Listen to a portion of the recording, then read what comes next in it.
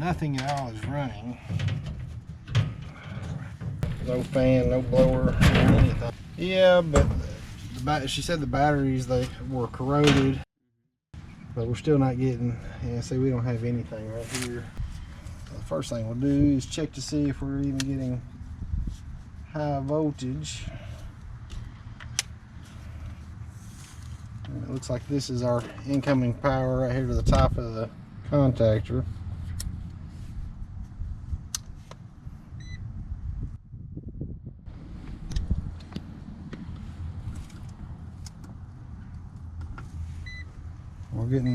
We're getting high voltage there. So the next thing we'll check is the low voltage, and you can see the low voltage fuse is not shot. So we'll check our primary side.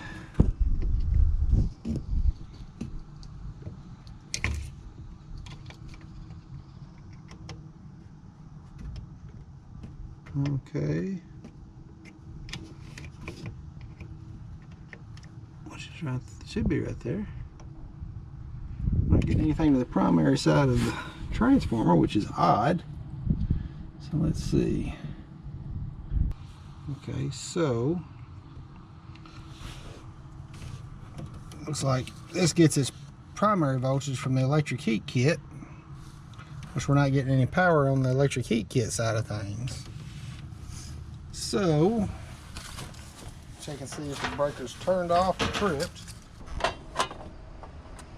Right there you can see that it's tripped. If it were all the way up, it'd be on, and if it were all the way this way, it'd be off. That's tripped. So we need to see why, but I think I've got a good idea as to why it's tripped. If you come over here to the heat kit, you can see it's a 10 kW. It's a 10 kW heat kit. Well, a 10 kW heat kit is going to pull approximately 42 amps, and if it runs long enough, that's going to trip a 40 amp breaker, because that breaker is going to get hot over time. So that's not the proper size breaker. But they also don't have the proper size wire here, so we can't just upsize the breaker without upsizing the wire, because that breaker has to protect that wire. And if you oversize the breaker for the wire, then you're not protecting it. So that's, we'll kick it on, check the amp draw, and verify that. But that is the only problem.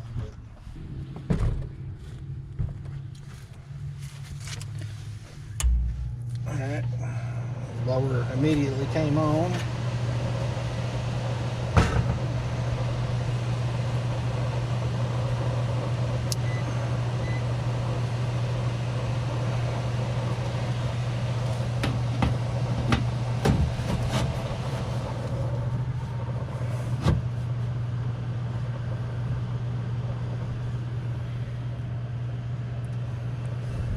Right now, all we've got running is just the the blower and a few electronics in here.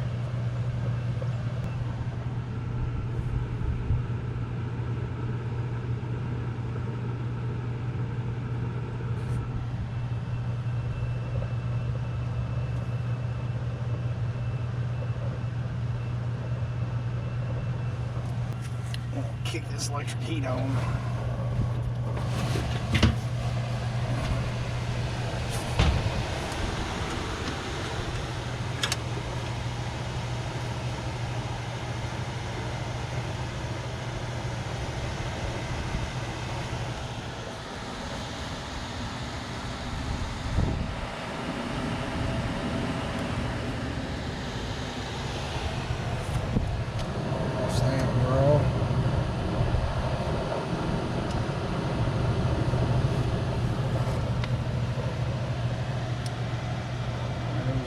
Part of it.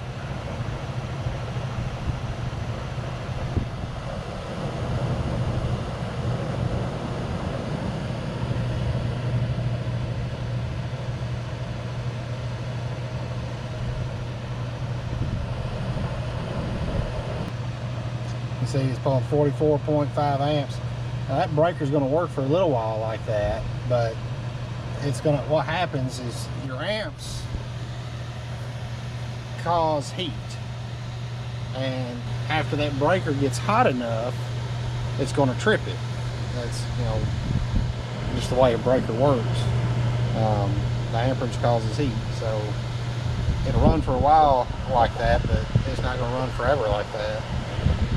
Especially, you know, the longer it's ran like that, the more often it's going to trip. So the only way to properly fix this is to run the right size wire, put the right size breaker in there. It does have the right size wire and breaker for the compressor. Now we need to check, make sure we got the right size wire feeding the box itself.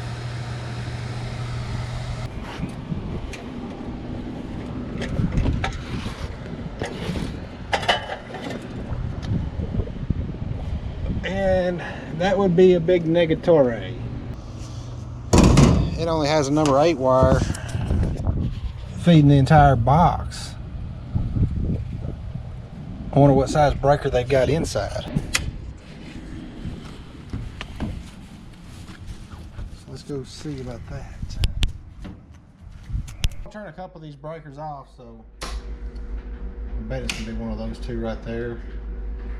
We're just gonna disconnect 5 kW of the electric heat. I just want to turn those off so I don't get zappulated.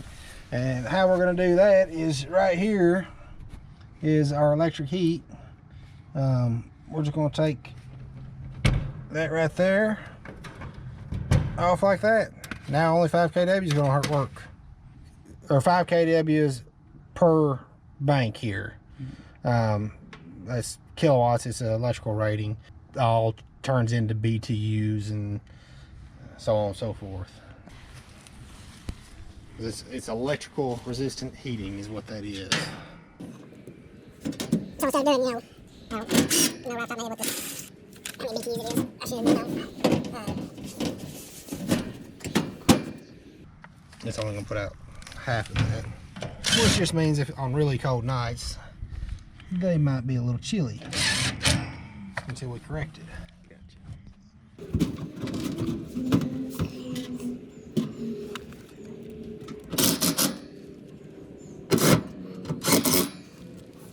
So basically I just, for the time being, I disconnected 5 kW of their heat so they could get by and have the system operating, you know, even at reduced capacity.